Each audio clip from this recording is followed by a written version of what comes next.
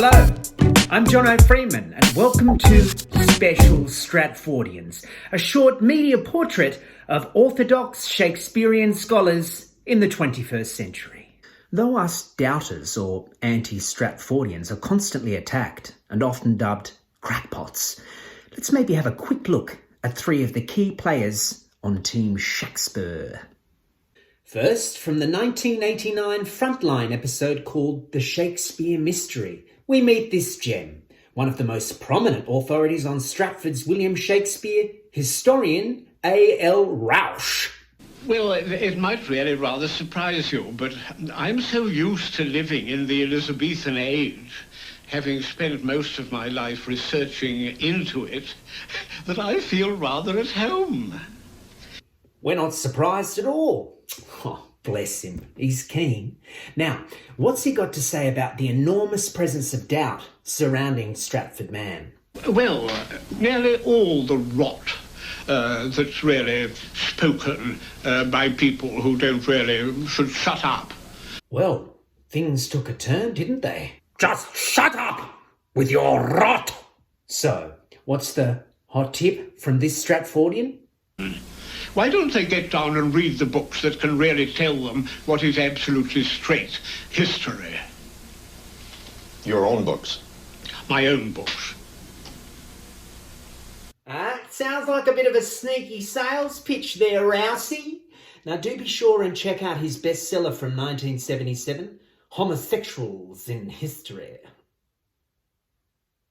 Here we get his views on the candidate from Oxford, Edward de Vere. He really became a most frightful lightweight.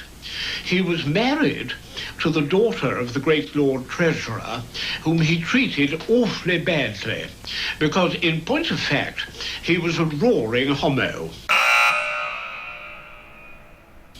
As Marlowe was, and as Bacon was. It's perfectly obvious. William Shakespeare's plays are absolutely full of passionate appreciation and feeling for women. Well, the Earl of Oxford had none. Neither had Christopher Marlowe. Christopher Marlowe was only interested in the boys, and Francis Bacon had no interest. He was also another homo. You might say was almost abnormally heterosexual. He was only interested in the girls. That's quite obvious. But the sonnets themselves, you think, are addressed to the Earl of Southampton, even though they appear to be, some of them, love poems. Yes, of course. But it's really a platonic love, you see. So, key messages from the Rouster. 1. Shakespeare was a freaky super hetero. And 2. Homos can't write love poetry. Next, in the programme Bacon, Shakespeare and the Rosicrucians from 2013, we're introduced to Dr. Paul Edmondson, who at the time was Head of Education but has since been promoted to Head of Research and Knowledge. Top job, Edmo! Here are his two main arguments in support of Shax. First, the 6 signatures. Though Shakespeare's surviving signatures reveal someone unskilled with a quill, each of them spelled differently, Edmo says... Perhaps a modern equivalent of this is to say, how good is your signature on your credit card? How good is your signature when you sign your name in a shop or on a bank transaction or whatever? There are several signatures which survive of Shakespeare. How good would you like them to be? Well, looking at signatures from other writers of the time, we'd want them to be this good, mate. Anyways, these do not prove that he could write. And even if we could reasonably assume he was literate, 6 shaky signatures do not the world's greatest playwright make. The next argument. Edmondson points out that, as the son of a glove maker, he was uniquely qualified. There's lots of references to different kinds of leather. For example, Feste's line in Act 3, Scene 1. Ah, yes. Feste. Of Twelfth Night, about someone's wit being like a cheverel glove. Oh, I love a chevril glove. Chevril, as the son of a glove maker, Shakespeare would have known, is a kind of kid skin which stretches and stretches and stretches when you're making the gloves. It's a very soft, supple material to work with. And here you have it immersed in the wordplay of one of Shakespeare's clowns. Brilliant! In this one minute piece of detail, this one obscure reference, Edmo manages to solve the entire authorship issue. Francis Bacon knew nothing about different kinds of leather, I would suggest. Bacon deliberately set out to stock his mind with all human learning, ancient and modern, to master all knowledge. But he could never have known about chevril gloves. Actually, you could turn this whole thing on its head and say that Shakespeare wrote Bacon, which is something that a lot of people don't suggest, because why bother to do it that way around? Well, perhaps because it's bloody stupid. Now for the big finish. To conclude then, cracking the Shakespeare Code from 2017 with scholar, writer, professor and editor Stanley Wells.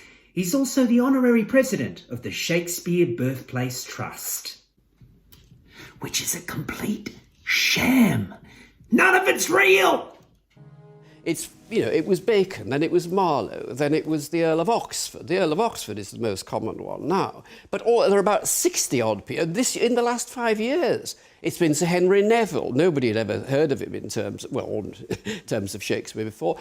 Lady Mary Sidney, someone has just written a book trying. Now, I would have thought that any dispassionate person would say 60 people have been suggested. This in itself shows it's all nonsense. If the field is as open as that, where are we? Well, we do need to ask ourselves, why, for as long as we've gone looking for the author, has there been an issue? 60 is a bit of an exaggeration, but clearly it's due to the complexity of the texts, the mystery within them, and the ambiguity of all contemporaneous evidence around the author. People like Wells obviously really struggle with accepting this, but we will never know for certain who wrote all the words in the plays and the poems. That's what makes it fun! Yeah? I've talked often to people who are looking for what we call their 10 minutes of fame. There tends to come the light of fanaticism into their eyes. And I find that constantly. What? The same fanaticism we see in Stratfordian eyes? Nothing wrong with a bit of passion though, mate, They know that journalists, television presenters and so on are likely to take an interest in them if they come up with an unorthodox opinion, with something that contradicts popular belief, so that there's something rather unworthy about it. Wells, you Wally! You'd have us believe that anyone who is critical in their research with a will to knowledge and truth is dangerous and immoral. Also that anything unorthodox is unworthy. And journalism seems like a good place to start when exposing lies. All right, it seems to me that if you're saying that somebody is saying that Shakespeare wrote Shakespeare, but nevertheless he was actually a front for Francis Bacon or Christopher Marlowe. I mean,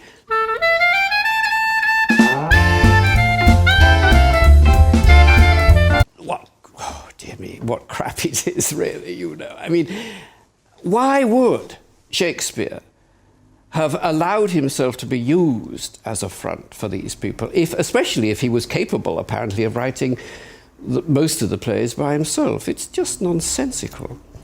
Here we find an example of the trademark suspension of normal scholarly standards when it comes to Shakespeare.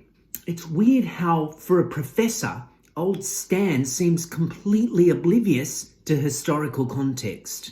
The pseudonym Will Shakespeare, maybe the best, most obvious brand name ever, was attached to plays when the authors wished to remain anonymous. Remember, this was essentially a time of dictatorship, brutal censorship, no freedom of speech, no religious freedoms, and the theatre was viewed with complete contempt. Writers could be imprisoned and tortured. It's why they all wrote collaboratively. It's why they needed a front. It's also why Shax, the broker of the plays, was given a bunch of cash and nicked off home to grubby Stratford to buy a coat of arms and a big flash house. Wrapping up then. Mark Twain, whose name wasn't actually Mark Twain, called Stratfordians troglodytes. So, for Rousey, Edmo, Wally Wells, and all the other troglodytes, happy belated birthday to your boy Shax.